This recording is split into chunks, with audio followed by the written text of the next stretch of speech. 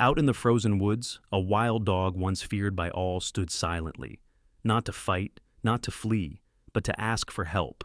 What happened next will stay in your heart long after the snow melts. If you believe in second chances, in quiet acts of love that change everything, please like this video, subscribe to the channel, and stay with us to witness a story that begins with cold and ends with warmth. The winter fog hung low over the Blue Ridge Mountains, veiling the tall pine trees in a cold, white breath. Snow had fallen the night before, and now a muted stillness blanketed the woods just outside the small, forgotten town of Elkridge, North Carolina.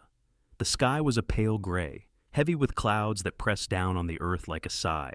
In the heart of that stillness, a cabin sat weather-worn and lonesome, nestled at the edge of the forest where the pines thickened and stories got swallowed in silence.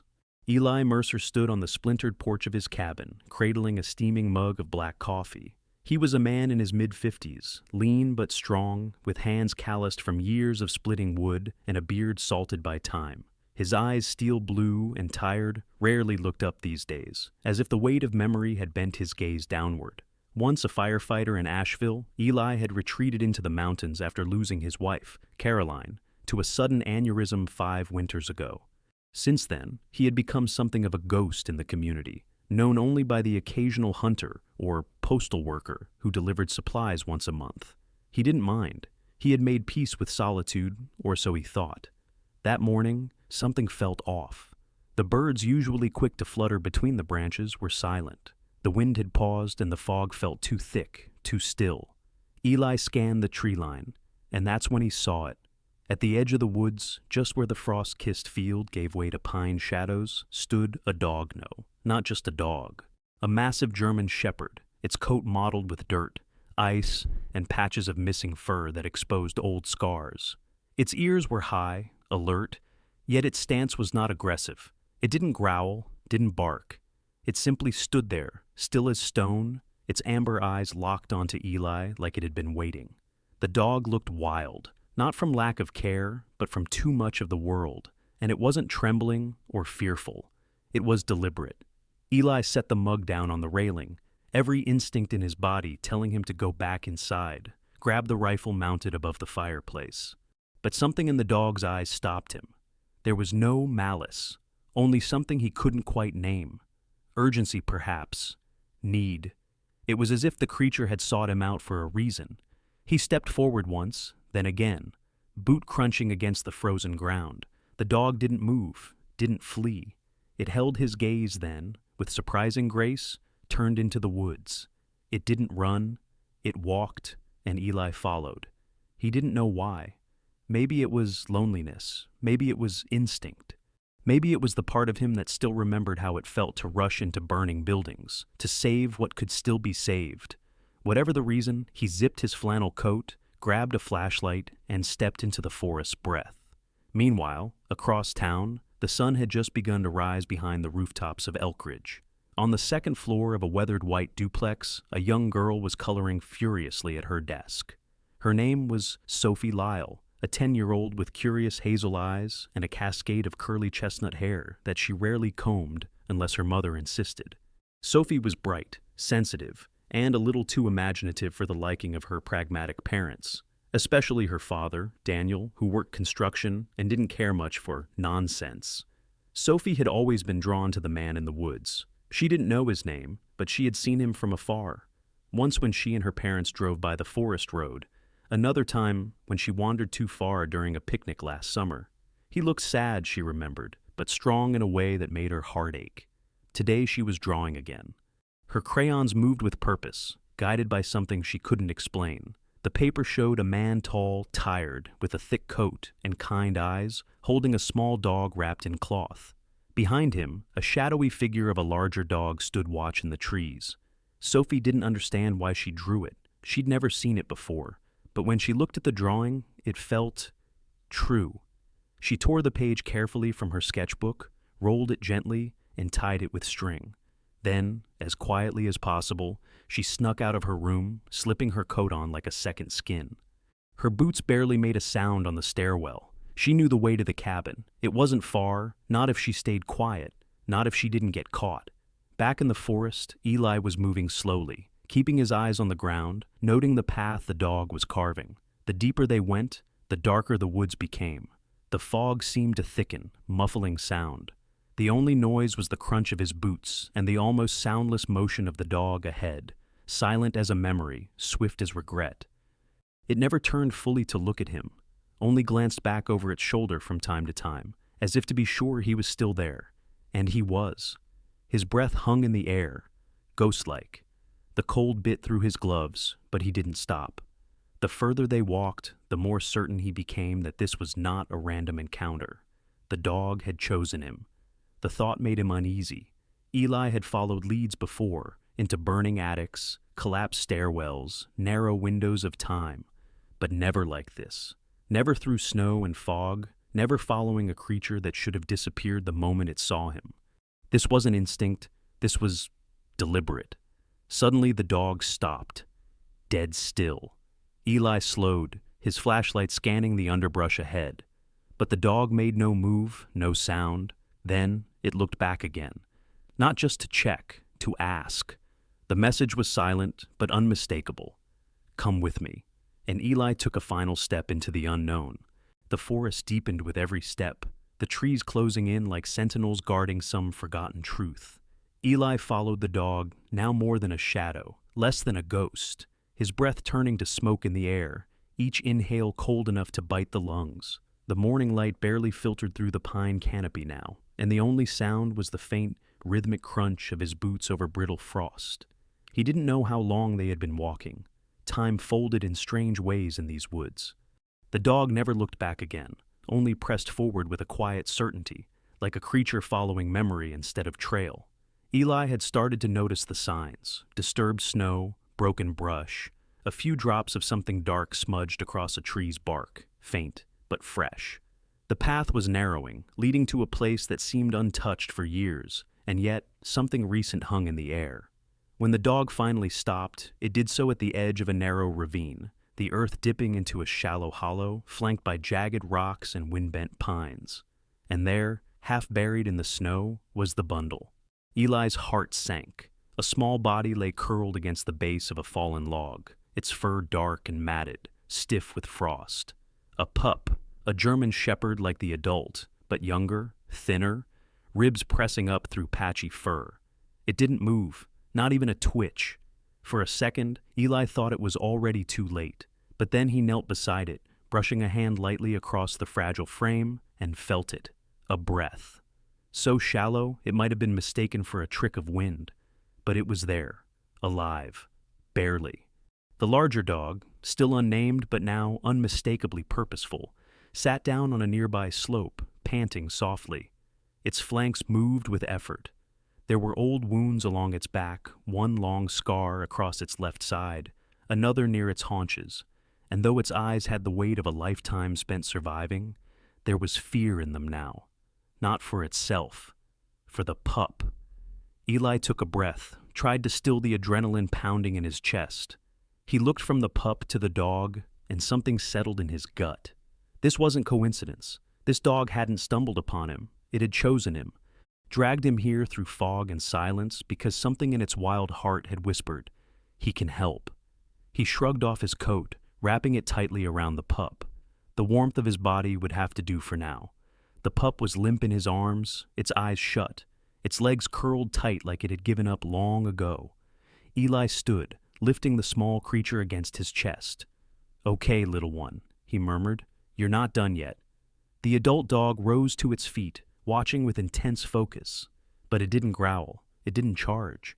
It simply stepped closer, nose almost brushing Eli's leg, as if to inspect. Then, satisfied, it turned, and for a moment, their eyes met again. No words were spoken. None needed to be. They began the walk back slow, deliberate, against the rising wind. Across town, the scene played out with a very different kind of tension. Sophie Lyle was trying not to cry. She stood in the middle of the kitchen, the paper still crumpled in her pocket. Her mother, Helen Tall, composed, with sandy blonde hair always pulled into a tight bun, paced across the linoleum floor, arms crossed, eyes sharp behind her glasses. Helen was a nurse at the local clinic, practical to a fault, a woman shaped by years of long shifts, budget meals, and a no-nonsense worldview. Love, to her, was something you earned by being safe, and she did not tolerate unpredictability. Daniel Lyle, Sophie's father, stood near the door, broad-shouldered, weather-worn, a builder who rarely spoke unless it was to correct or warn. "Sophie," he said flatly, "you don't sneak off into the woods. Not for drawings, not for anyone, especially not that man." "But he's not bad," Sophie pleaded, voice shaking.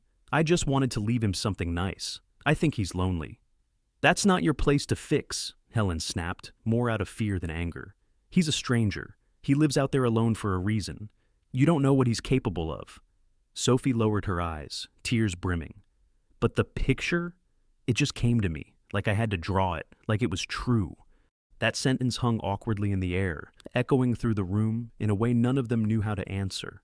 Daniel exchanged a glance with Helen, then walked over and knelt to Sophie's height. "Sweetheart," he said gently, "you have a kind heart. But sometimes kindness needs protecting, too. Promise us, no more woods." Sophie hesitated, then nodded. But deep down, she knew the promise wouldn't hold, not forever.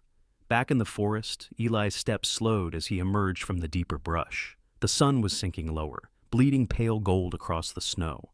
The pup in his arms was lighter than it should have been, too quiet, too still. The weight of it wasn't just physical, it sat heavy in his chest, each breath reminding him that this little life was hanging on by threads. He reached the cabin just as the wind picked up again. The sky was turning violet. The dog shadow, he thought suddenly, as if the name had just been waiting to be spoken, stopped at the edge of the trees, watching as Eli mounted the porch. He turned once more, looking back at the creature that had started it all. "You coming?" he asked aloud, voice rough. But Shadow didn't move, just sat down, ears perked, eyes unmoving. Eli took the pup inside, and Shadow waited in the cold. The snow had begun to fall again, heavier now, as if the sky had finally given in to the weight it had been carrying all morning. Eli's boots sank deeper with each step, crunching through the thickening drifts as he cradled the puppy tightly against his chest, its small body wrapped in his coat. The wind had turned sharper, threading through the trees with a mournful whistle, and the world around him blurred into shades of white and gray. Behind him, the large German shepherd, still unnamed, followed without a sound, its paws barely making a mark in the snow despite its size. The pup wasn't moving anymore, not even the slight twitch it had shown earlier, its head lolled against Eli's collarbone, breath so faint he had to press his cheek to the tiny ribs just to make sure it was still there. The warmth was leaving too quickly. Eli tightened his arms, feeling the animal's limbs grow stiffer. Its nose, once damp and twitching, was now an unnatural shade of purple-gray. The signs were all too familiar. Frostbite. Hypothermia. He had seen it in the forest before, in deer, in squirrels, in lost dogs who didn't make it through the storm. But not this one. Not today. Eli trudged forward, his cabin still a half-mile away, nestled between the slope and the pine wall. The path had become more treacherous, the snow hiding jagged rocks and sunken roots. He slipped once, his boot catching on a buried branch, his body lurching forward, and barely managed to twist mid-fall to shield the puppy. He landed hard on his shoulder, pain flashing down his spine. Gritting his teeth, he stayed still for a second, checking the small bundle. No cry, no movement, just that breath, thin and shaky. Still alive. "Hang in there," Eli muttered, rising with effort. His breath came in ragged clouds. His heart pounded, not from exertion, but from fear, not just for the pup, but for the weight of failure pressing on him like the snow itself. The shepherd had paused ahead, standing near a break in the trail, a narrow gulch formed by a creek, long frozen beneath the drifts. The dog looked back at Eli, ears perked, eyes sharp, not impatient, not commanding, just present, waiting. Eli nodded at the silent creature and made his way toward the crossing. It was narrower here than he remembered, but the snow had slicked the edges into a treacherous slope. One wrong step, and he'd slide down 10 feet into an icy ditch. He tested each foot carefully, knees bent, weight low. The wind sliced past his face, but he didn't flinch. He couldn't. The bundle in his arms had stopped shaking. If he didn't get it to heat soon, he cleared the gap, stumbling onto the other side with a groan. The shepherd was already moving again, leading the final stretch toward the cabin, which now emerged like a ghost through the trees. Its sloped roof heavy with snow, the porch sagging beneath ice. The last 100 yards were the hardest. Eli's legs burned, his arms ached. His fingers, even inside gloves, had started to lose sensation. But he didn't stop. Couldn't. He mounted the porch steps in 2 strides, fumbled the latch, and shouldered open the door with a grunt. Warmth hit him like a wall, but it was only relative. The fire inside had burned down to a few red coals. The air was cold, stale. Still, it was shelter. He crossed the room quickly, dropping to his knees before the hearth. With one hand, he pulled the blanket off the nearby chair and laid it on the rug. With the other, he placed the puppy gently onto it, still wrapped in the inner lining of his coat. Then he bolted upright and grabbed the firewood pile, shoving logs into the fireplace like a man possessed. Sparks flew, smoke coughed from the chimney, flames began to catch, licking up the dry bark like hungry tongues. He sat back, panting, the heat already crawling toward them. But it wasn't enough. The puppy didn't stir. Eli moved again, grabbing another blanket and wrapping it tightly around the pup. He stripped off his gloves, then his outer shirt, and pressed his arms around the little body, letting his skin meet fur. Skin-to-skin heat. The fastest way. The only way. His breath was ragged now, but he held the pup close, rubbing gently along its back, whispering soft things, nonsense, prayers, the kind of broken words one says not to animals, but to God when no one's listening. "You're not going," he muttered, forehead pressed to the tiny head. "You don't get to leave yet. Not while I'm here." The pup's nose twitched once, a flicker, then stillness again. Outside, the storm surged. The windows rattled, snow piled high against the glass. And somewhere beyond it all, Eli knew the shepherd still waited. But the world inside the cabin had shrunk to a single point. The small, dying thing on the rug, and the man refusing to let it slip away. Time passed strangely, minutes, hours, he didn't know. At some point, he started boiling water. Not to drink, he wasn't hungry, but to place beside the pup for warmth.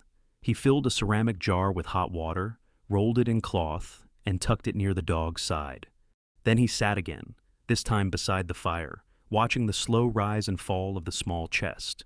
It was barely there, but it was there, and that was enough for now. The wind had softened by morning, but the cold remained bitter, unrelenting, curling into the corners of the cabin like a predator that refused to leave. Eli hadn't slept. His arms were stiff from holding the bundle on the rug beside the fire, and his legs ached from kneeling too long on the floorboards. But he didn't care. The pup was still alive. That was the only truth that mattered now. The tiny body lay curled inside the folds of his thick wool blanket, steam rising faintly from the cloth as the fire warmed the space. Eli had built the flames high and steady through the night, feeding log after log until his woodpile had dwindled by half. His hands, reddened from the heat, hovered just inches above the pup, afraid to touch too much, afraid to do too little. It hadn't moved since midnight. Breaths came, but weak and uneven, shallow rises in the fragile ribcage. Its paws twitched once, but Eli couldn't tell if that was life or some last echo of the nerves. He reached over and gently lifted one of its ears, checking for warmth. It was cold, still too cold. The body had stopped shivering, which he knew was a bad sign. When the body stops fighting, it begins surrendering, and he could feel it. This pup, whatever strength it had, was slipping. Eli rubbed a calloused hand down his face. His thoughts raced, but they kept circling back to the same corner of memory. Years ago, on a training trip with the department, he'd helped rescue a child from a frozen river. The girl had stopped breathing for over 10 minutes. They'd performed CPR on ice, thinking it was already over. But one medic knew, barely older than a college student, had refused to stop. She'd warmed the girl's chest slowly with hot water, administered oxygen, and, in a desperate move, had given a diluted dose of epinephrine. The girl had coughed, survived. That medic's name was Sarah Chu.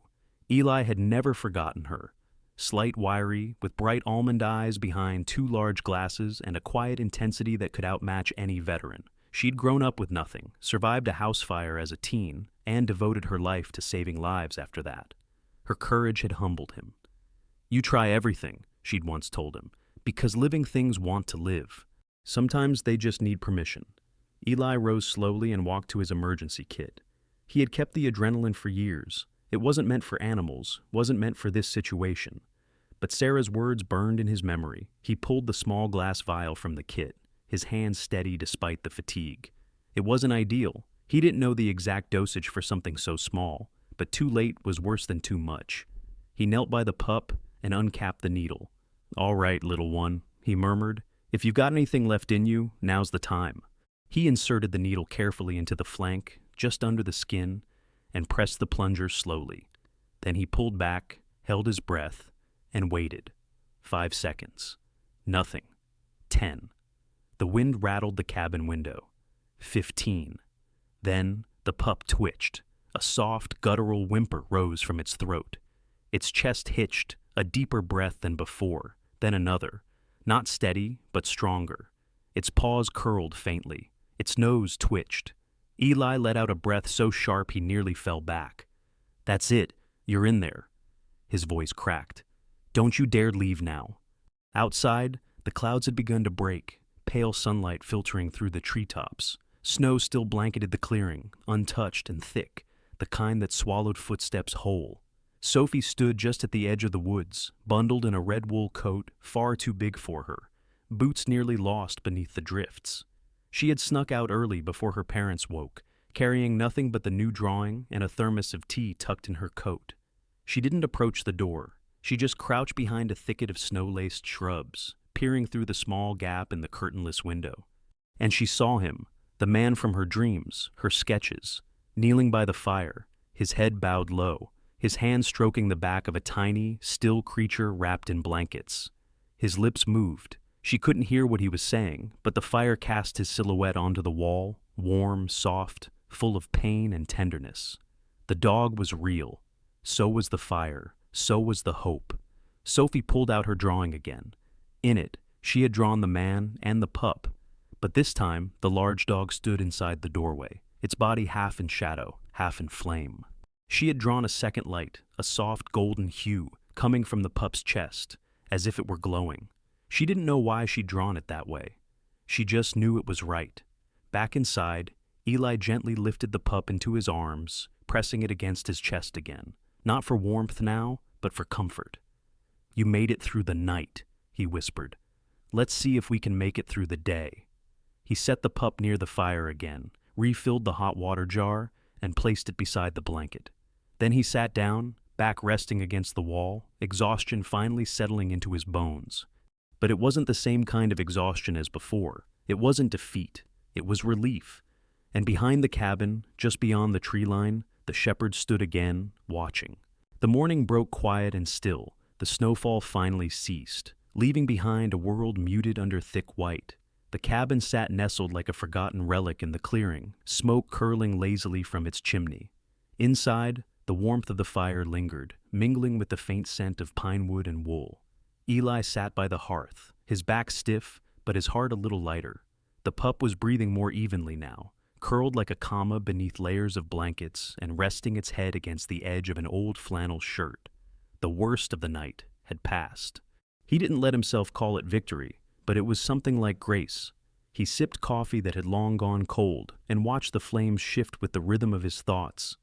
The cabin was silent except for the occasional creak of wood adjusting to warmth, the sound of a kettle rattling slightly as it neared boiling. Then he heard it. A single, sharp exhale, almost a huff, just outside the front door. Eli stood slowly, set down the cup, and walked toward the entrance. He opened it gently. Shadow was there. The German shepherd stood motionless, snow clinging to the fur along his back and tail. His head was low but alert, ears forward, eyes fixed not on Eli but somewhere behind him. In those amber eyes, Eli saw neither threat nor fear, only something quiet and waiting. This wasn't the wild, ragged dog from days ago. It was the same body, but there was something settled now in his stance. Resolve. Eli stepped back, holding the door open. "You coming in?" he asked softly. Shadow didn't move, so Eli left the door ajar and returned to the fire, picking up the bundle of blankets carefully. The pup stirred faintly in his arms, but did not wake. He knelt and let the firelight dance across both of them. Minutes passed. Then, behind him, he heard the soft creak of wood and a single step onto the floor. Shadow had crossed the threshold.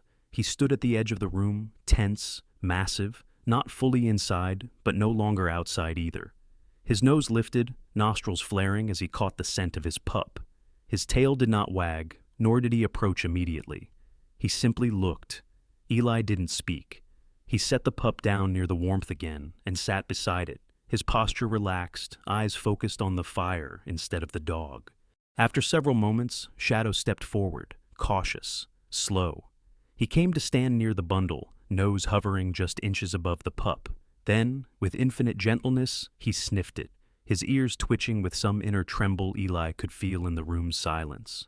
Shadow let out a low, almost inaudible sound, a breath between a sigh and a whine, and lay down beside the pup, his massive body curling protectively around the small one. Eli let his eyes close for a moment. "Yeah," he whispered, "I'd come back for mine too." Miles away in the Lyle household, the air wasn't nearly as quiet. Helen Lyle stood at the kitchen table, holding one of Sophie's sketches, this one of a man cradling a puppy beside a fire, her brow furrowed, lips drawn into a tight line, glasses pushed low on her nose. She was in her early 40s, tall and sharply angular in both features and personality. Once a girl who wrote poetry under her covers, Helen had hardened after years of balancing bills, caring for her ill mother, and working double shifts at the clinic. She believed in practicality above all else. Emotion, to her, was often a luxury. "This isn't normal," she said to her husband Daniel, who stood leaning against the doorframe, arms folded across his flannel shirt. Broad, with a sun-worn face and grease-stained hands, Daniel was a man of few words, shaped by carpentry and hard winters. His love for Sophie was deep but rigid, more protection than affection, more structure than softness. "She's drawing what she sees in her head," he offered carefully. "She's sneaking out," Helen replied sharply.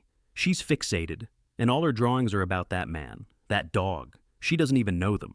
Daniel rubbed a calloused hand across his jaw. "Maybe it's just her way of processing things. You know how she's been since your mom passed. She barely talks to anyone at school anymore. Maybe this is what she needs." Helen slammed the sketchpad shut, her voice a little louder than intended. "She needs boundaries, not daydreams." Sophie stood in the hallway just out of view, hugging her knees to her chest. She had heard everything. The words didn't sting like they used to. They floated around her now, parental fear, disapproval, misunderstanding. What stayed with her instead was the warmth she'd seen through the cabin window, the way the man had cupped the dog so carefully, like cradling a lantern in a storm. She didn't know what the world thought of him, but she knew what she'd seen, and she wasn't giving that up. Not yet. Back at the cabin, the snow had begun to melt in patches near the porch, the midday sun shyly returning. Eli sat on the front step, sipping warm water and rubbing his temples. His body ached from the long night, and the adrenaline had faded into a slow, deep fatigue. Inside, the fire crackled. Shadow remained curled beside the pup, now slightly more responsive, its limbs no longer stiff, its breath stronger. Eli didn't pretend to understand what had happened. He just knew trust when he saw it. The shepherd hadn't just brought him a pup. He had brought him a question. And now, perhaps, an answer. As Eli leaned back against the cabin wall, he glanced toward the woods. For the first time in years, he noticed how blue the sky was between the trees, how the snow caught sunlight like broken glass. A figure stirred behind the brush near the tree line, a flash of red, a child's coat. Then it disappeared. He smiled faintly. Maybe the forest wasn't as empty as it had seemed. The morning sun was soft and uncertain, filtering through the bare branches like threads of gold, barely warming the thick crust of snow still clinging to the forest floor. Eli stood on the threshold of his cabin, the small bundle in his arms wrapped snugly in a wool-lined jacket. The pup had improved, but only just. Its breath was more rhythmic now, and once it had even let out a feeble sound that could almost be mistaken for a yawn.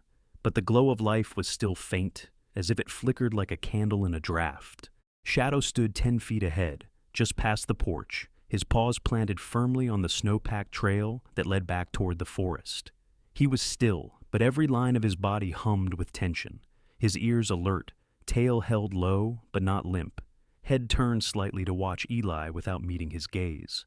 Something in him waited. Eli looked down at the pup, then at the dog. His boots sank into the snow with a reluctant crunch as he stepped down from the porch. "All right," he murmured, more to himself than to anyone. "Let's see if we both trust this." They moved slowly, a quiet procession into the trees. The cold air made Eli's breath fog in front of him, catching the morning light like a veil. He could feel his own uncertainty in the way his shoulders stayed tight, his steps a little too deliberate. Shadow walked ahead, but always within view, like a guide wary of turning his back.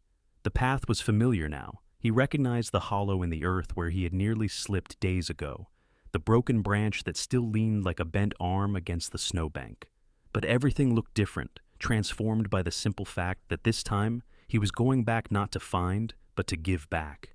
They reached a shallow clearing bordered by boulders and tangled pine roots. The snow was undisturbed except for faint paw prints from earlier. Shadow came to a halt, just before a sun-warmed patch where the trees opened above like a natural cathedral. He turned and looked at Eli, not with hunger or warning, but with a quiet, piercing conflict.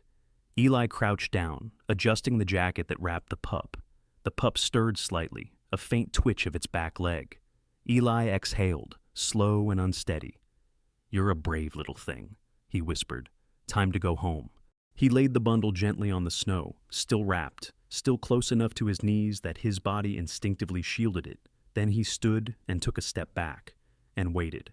Shadow didn't move at first. His muscles shifted under his fur, his breath visible in the air. His eyes darted between Eli and the pup. The tension in his body radiated like a pulled wire, not fear, but something raw, something tangled between instinct and love. Then, finally, slowly, he moved forward. Each step was cautious, deliberate. His nose touched the air, catching the scent of the pup. When he reached the bundle, he paused, his head hovering above it. He didn't nudge or paw. He simply lowered his muzzle and let it rest against the edge of the cloth, exhaling through his nose in one long, trembling breath. The pup stirred, not much, just enough.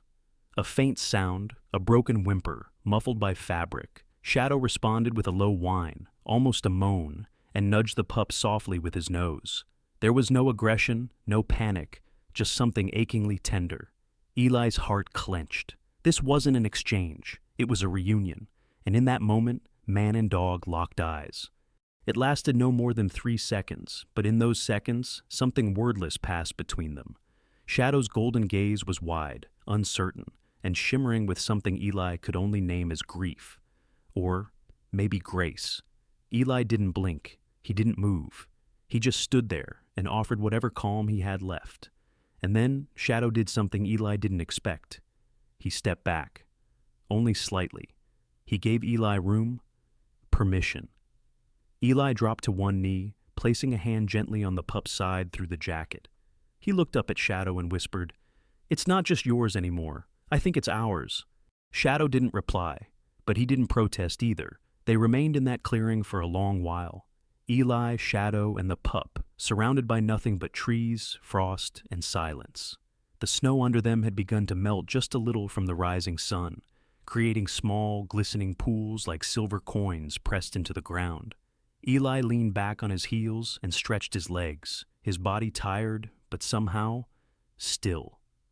Back in town, Sophie sat cross-legged on her bedroom floor, her sketch pad in her lap. The window beside her had been left slightly ajar, letting in the crisp scent of morning snow. She drew in silence, her tongue peeking out in concentration.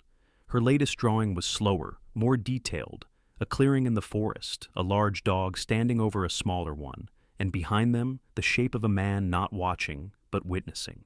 Her mother called from downstairs, but she didn't answer. Her pencil hovered over the page as she shaded the light falling through trees.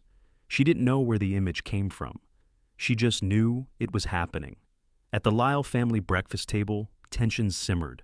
Helen sipped her coffee tightly, flipping through her phone without really seeing it.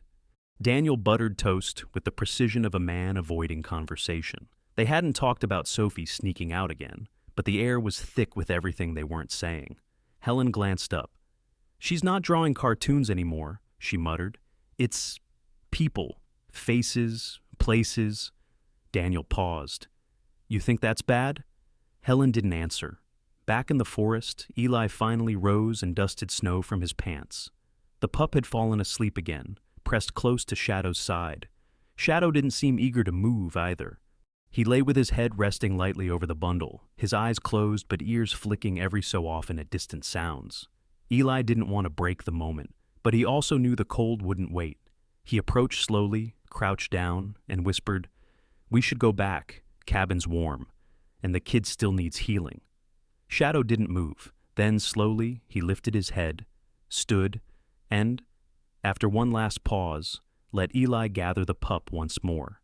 They walked back side by side, this time not as strangers, but as something else. As the days that followed moved like melting ice, slow, quiet, and full of tiny shifts that barely announced themselves. The snow remained thick on the ground, but the harsh sting in the air had softened. The woods, once hostile and unknowable, seemed calmer now, as though something within them had been settled. Eli spent his mornings chopping wood, refilling water from the stream just beyond the ridge, and checking the small creature still sleeping beside the hearth. The pup now, with eyes more alert and legs that sometimes twitched in dreams, was steadily growing stronger. He hadn't named it yet. Something about the decision felt like a boundary he hadn't quite crossed. It was not because he feared growing attached, he already was, but because he sensed the name might come not from him, but from the pup itself, or from whatever moment in the woods had bound them all together. Shadow remained close. The big shepherd hadn't re-entered the cabin, but he never strayed far either. Eli often spotted him just beyond the trees at dawn or dusk, his silhouette resting like a statue beneath the weight of instinct and memory. Occasionally, when Eli opened the cabin door to stretch or fetch firewood, he would catch the dog watching from the edge of the clearing, still and silent, a guardian, a witness, a father. One particular morning, 2, maybe 3 weeks since that night in the forest, Eli was gathering kindling when he froze. There they were. Shadow stood near the slope at the far end of the valley, the snow around him untouched and crystalline. Beside him, the pup no longer shivering, no longer wrapped in blankets, bounded awkwardly through the drifts, its legs unsteady but determined, its tail wagging like a sapling in the wind. Eli didn't call out, didn't move. He simply stood, one hand still resting on the handle of the axe, breath caught halfway to his lungs. Shadow's gaze met his across the clearing. The moment hung suspended like frost in morning light. Then, almost imperceptibly, the big dog dipped his head. And just as quietly as they had appeared, they vanished again, into the trees, into the snow, into whatever place they came from. Eli exhaled slowly, a strange tightness in his chest. He didn't feel abandoned, he didn't feel loss. He felt honored. Not long after, something else appeared at his cabin door. It was a rolled piece of paper, tied with twine, resting neatly on the first porch step. Eli spotted it just before sunrise, when the world was still painted blue and quiet. There were no footprints in the snow, not from a child, not from boots. Only the delicate impressions of something small, maybe paws, or maybe imagination. He picked up the paper and brought it inside. The drawing was simple but profound. 3 figures beneath a stand of tall pine trees, one man, tall and rough-edged, drawn with kind eyes and broad shoulders. Beside him, a large dog, body protective, head slightly bowed. Between them, a smaller figure with one ear floppy and a tail wagging in broad arcs.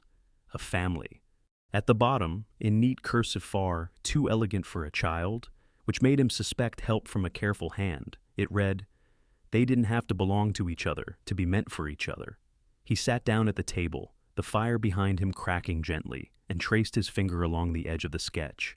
It wasn't signed, but he knew.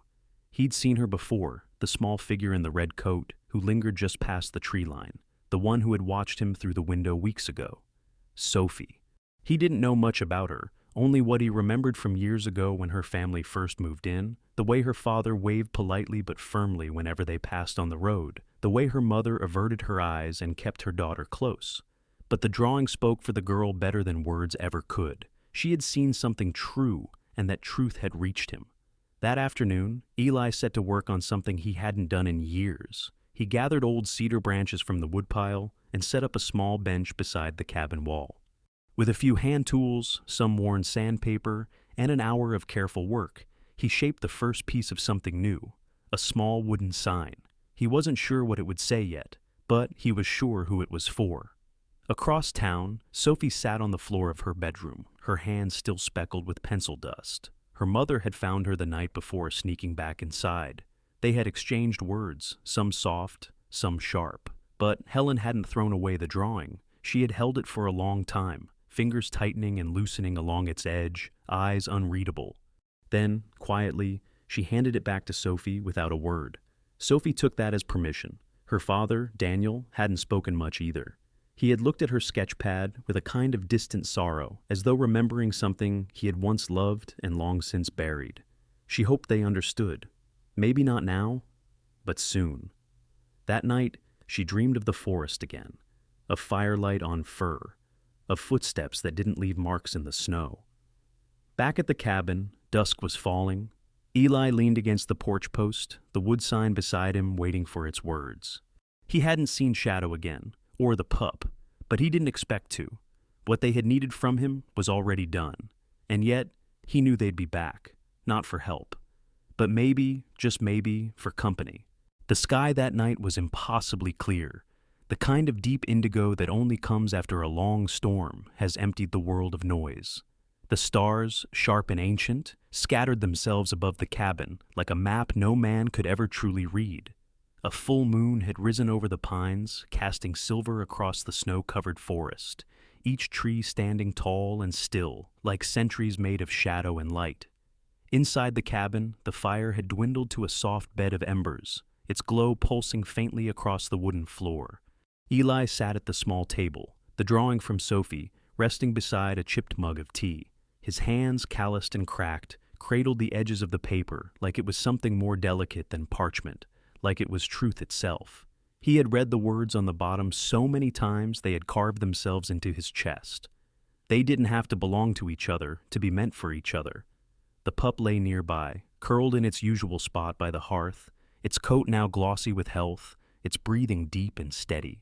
It had grown stronger each day, eating well, moving more, exploring the cabin with a clumsy curiosity that made Eli smile when he thought no one was watching. But tonight, it too seemed quieter, its ears twitching now and then toward the door, as if it already knew something was coming, and something was. A sound broke the stillness. Just one. A heavy, deliberate breath. Neither warning nor plea, just presence. Eli stood slowly and walked to the door. When he opened it, the cold met him gently, not sharp like it once was, but clear and honest. There, at the edge of the clearing, under the pale moonlight, stood Shadow. The wild German shepherd looked exactly as he had the first time Eli had seen him, scarred, massive, coat streaked with ash gray. But there was a softness in his posture now, a kind of peace that hadn't been there before. His tail was still, his breath even, his golden eyes watching with a depth that cut through words. Eli stepped out onto the porch, barefoot, his boots forgotten inside. The snow numbed his soles, but he didn't flinch. "You came back," he said softly, voice rasping in the hush. "Didn't think you would." Shadow didn't move closer. He didn't need to. Everything he had to say was in the way he stood, his head slightly bowed, his ears relaxed, and his gaze never breaking. He wasn't here to reclaim the pup. He wasn't here to test trust. He was here to say goodbye. Eli exhaled a breath that curled upward in the moonlight. "You did good," he murmured. "You kept him alive until I could take over. I figure that means we did all right. Both of us." Behind him, the pup let out a quiet whine, a soft, questioning note, but it didn't rise, didn't run to the door. Perhaps it knew too. Eli took one step forward into the snow, not to approach, but simply to stand a little nearer, to make himself visible in the same moonlight. "You didn't have to come back, you know, but I'm glad you did." Shadow shifted his weight slightly. Then, after a long, slow breath, he lifted his head. For a moment, their eyes locked again. Man and dog, wild and weary, bonded not by ownership, but by the weight of what they had carried together. Then Shadow turned, not abruptly, not sadly, just naturally. He walked back toward the trees, his frame fading into the edge of the forest, each step deliberate but unhurried. He didn't look back. He didn't need to.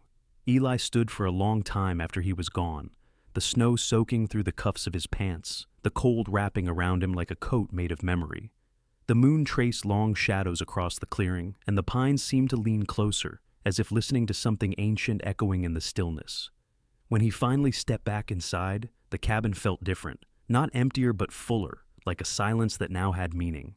He stoked the fire, more out of ritual than need, and sat again at the table. The drawing was still there. He ran his fingers over the lines, the gentle strokes that made up the large dog's shoulders, the curve of the man's arm around the pup, the way the trees framed them, not as a place, but as a home. He folded the paper gently, placed it in the drawer beside the window, and looked up.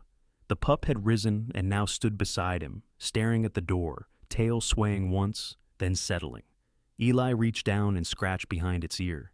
"He'll be all right out there," he said. "And we'll be all right here." The fire crackled. The stars glowed. The moonlight moved across the floorboards like a soft river. Eli leaned back in his chair and let his breath slow. For the first time in years, he didn't feel like he was waiting for something or running from anything. He just was, and that was enough. Sometimes, the greatest miracles don't roar. They arrive on silent pause, in the trusting gaze of a creature once forgotten. Shadow didn't speak, but his presence healed. Through him, a lonely man found his way back to hope. A child learned to believe in quiet heroes, and a wild forest bore witness to something holy. Maybe it wasn't luck. Maybe it was grace, the kind that walks beside us in fur and silence, reminding us that even the broken still belong. If this story stirred something in you, share it with someone who needs to believe again. Tell us in the comments how Shadow's journey reflects your own. And if you believe God still works through love, one quiet soul at a time, type Amen below. Don't forget to subscribe for more true stories of healing, faith, and second chances. May God bless you and all the lives you're meant to touch.